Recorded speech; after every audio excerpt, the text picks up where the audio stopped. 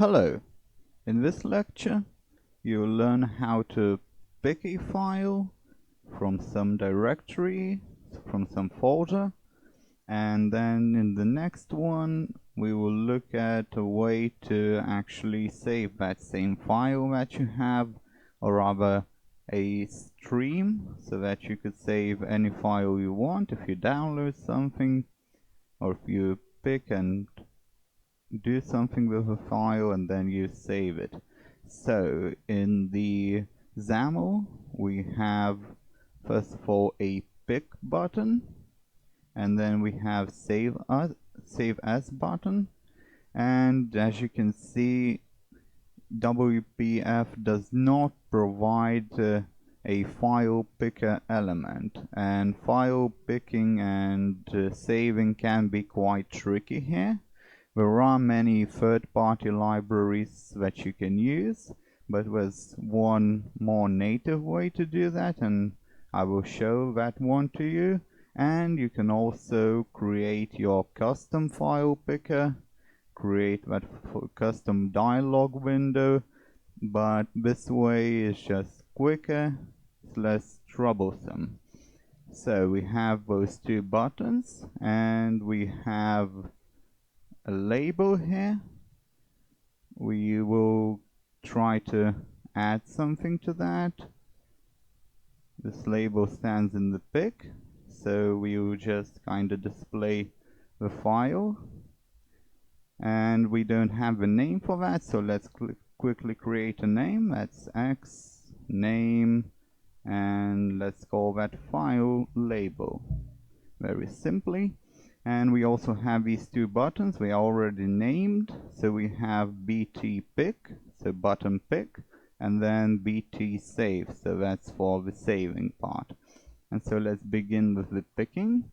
Now we go to the code, and we already have those events set up, and we will start with the pick. First of all, what we need to do is create a stream in which the file will be set. So that will be a simple stream. We can do system IO just like that, and stream, very simply, and we call that file str, and str of course stands for stream. And then let's do the file extension here. So let's do string and file xct, let's do. And let's do that empty string just in case. And now we are doing this globally because we will be picking with one method, and then we will be saving with a different one, and we will be saving that picked file, so we have to keep it somewhere. And now we can go and try to open some kind of a file dialog window. Now again, there are many third-party libraries, and you can also create your custom windows, but that is just too troublesome.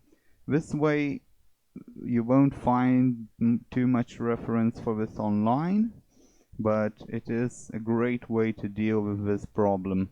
So we declare a variable, let's call that dialog, simply dialog, and then we do new, of course, and then we go to Microsoft, right, and then we need to go to Win32, just like that, and in here we will find several options. We have file dialog, common dialog, all that stuff, but we need open file dialog. This one will work the best for this case, so let's do that.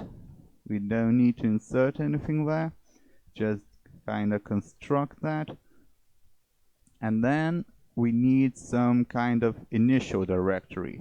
You don't need to set that, but it's a good practice to do that. In some cases it is, in some it isn't. So this time we want to, for the showcase purposes, we want to go straight to this one folder where we have a file. So let's do that. We do dialog, so we access that dialog class that we constructed, and let's do dialog, and now we do initial directory.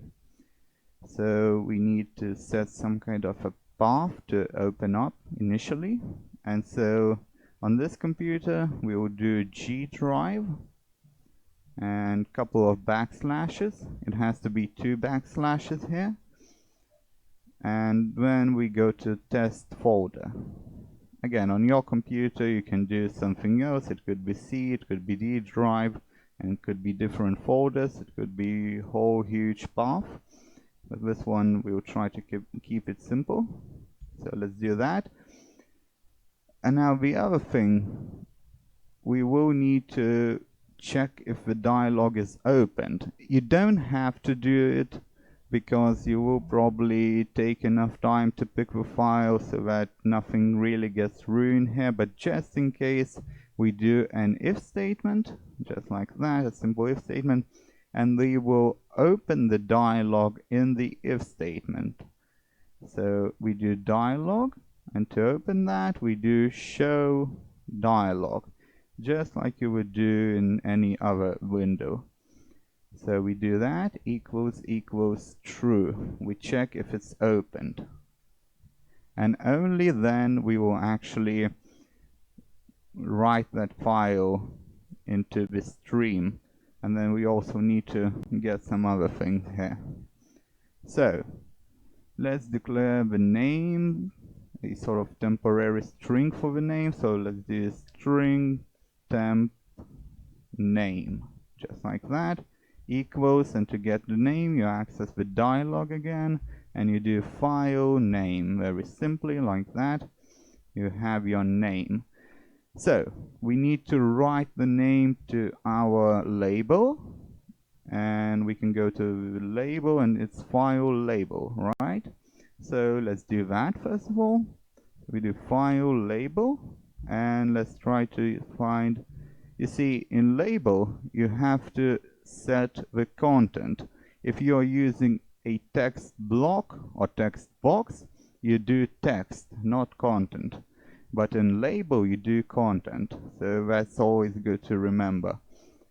So content equals, and we do temp name, just like that. And then we have file extension.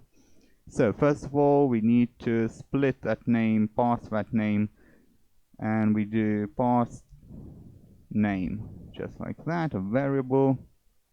So that would be a kind of array, and we do temp name, and then we do split, and we will of course split at the dot.